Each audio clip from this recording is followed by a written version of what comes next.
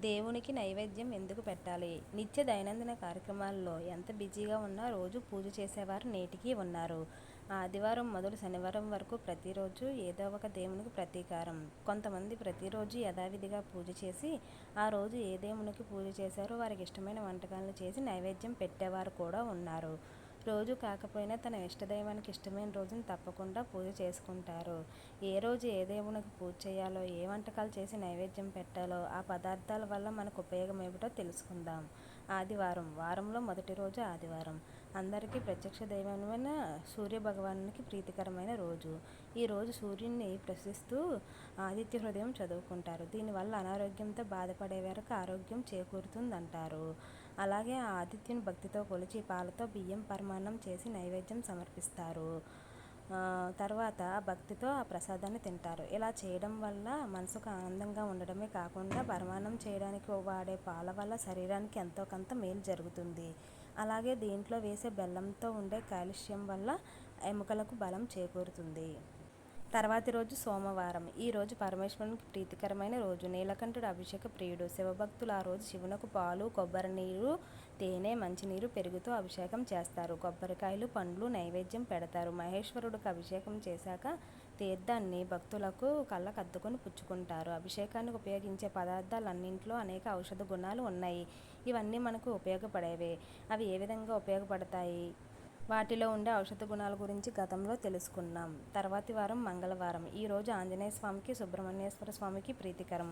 ఆంజనేయ స్వామి భక్తులు ఈరోజు హనుమాన్ చాలీస చదువుకుంటారు. హనుమంతుని తమలపాకులతో పూజించి అప్పాలు, వడలు దండగా గుచ్చి హనుమంతుని మెడలో వేస్తారు. హనుమాన్ చాలీసా చదువుకుంటే భయాలు తొలగిపోతాయి. విద్యార్థులకు చదువు మీద ఏకాగ్రత గురి, మనసు ప్రశాంతంగా ఉండి చదివింది జ్ఞాపకం ఉంటుంది. సుబ్రహ్మణ్యేశ్వర స్వామికి పూజ చేసిన వారు ఆ స్వామికి ఇష్టమైన పాలు, చలిమిడి, చిమ్మిలి, పండ్లు నైవేద్యం పెడతారు. నువ్వుల పప్పు, బెల్లం కలిపి మెత్తగా చేసేదే చిమ్మిలి. ఈ రెండింటిలోనే అనేక ఔషధ గుణాలు ఉన్నాయని మనకు తెలిసిందే. అలాగే హనుమంతునికి నైవేద్యం పెట్టే అప్పాలు, వడలు తయారు చేయడానికి ఉపయోగించే పదార్థాల వల్ల కూడా ఎంతో కొంత పౌష్టికత చేకూరుతుంది. బుధవారం. ఈరోజు గణనాథుని పూజిస్తారు. ఎల్లప్పుడూ ప్రత్యేక పూజలు అనుకునే విఘ్నరాజుని భక్తితో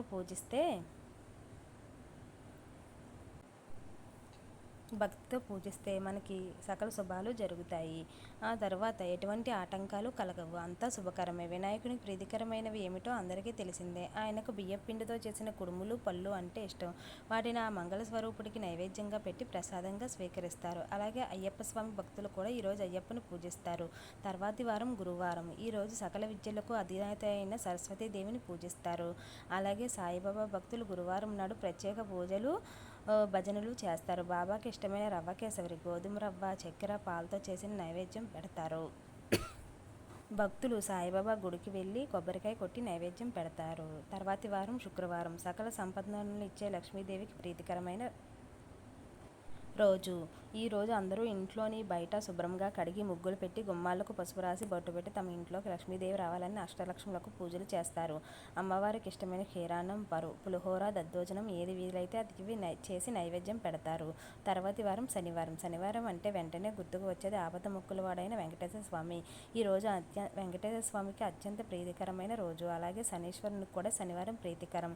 ఈ రోజు భక్తితో పూజ చేసి తమను అన్ని వేళలా చల్లగా చూడమని ఆ స్వామిని వేడుకుంటారు. ఆ స్వామికి ఇష్టమైన చక్కెర పొంగలి, పులిహోర, లడ్డూలు అంటే ప్రీతి. ఎవరికి వీలైనవి వారు చేసి పెడతారు నైవేద్యంగా. చక్కెర పొంగలి తయారు చేయడానికి వాడే పెసరపప్పు, బియ్యం, పంచదార, వాటిలో వేసే జీడిపప్పు, నెయ్యి, కిస్మిస్ ఇవన్నీ కూడా మంచి పౌష్టికాహారాలే. ఇలా ప్రతిరోజు ఏదో ఒక దేవుణ్ణి భక్తితో కొలిచి ప్రసాదాలు చేసి నైవేద్యం పెట్టి చుట్టుపక్కల వారికి పంచి మనం తినడం వల్ల ఆధ్యాత్మికంగా మనకు పరవశించడమే కాకుండా శరీరానికి కావలసిన అనేక విటమిన్లు, పిండి పదార్థాలు లభ్యమవుతాయి. సాధారణంగా అందరికీ ఏదో ఒక దేవుడి మీద నమ్మకం ఏర్పడుతుంది. ప్రతిరోజు కాకపోయినా కనీసం ఆ రోజునైనా తమ ఇష్టవ దైవాన్ని ప్రార్థిస్తే సప్తత తొలగి మనసు ఉత్సాహంగా ఉండి దైనందిన కార్యక్రమంలో సవ్యంగా తెలుసుకోగలుగుతాం. మన ఆలోచనలు సక్రమంగా సాగి సంతోషకరమైన జీవనం సాగిస్తామనే ఉద్దేశంతో మన పూర్వీకులు ఒక్కో రోజు ఒక్కో దేవుడికి ప్రత్యేకమైన పూజ చేసి నైవేద్యాన్ని సమర్పించాలనే విధం పెట్టి ఉంటారు. ఈ ప్రసాదాలను మనం తినడం వల్ల మన శరీరానికి పౌష్టికత లభించి ఆరోగ్యం బాగుంటుంది.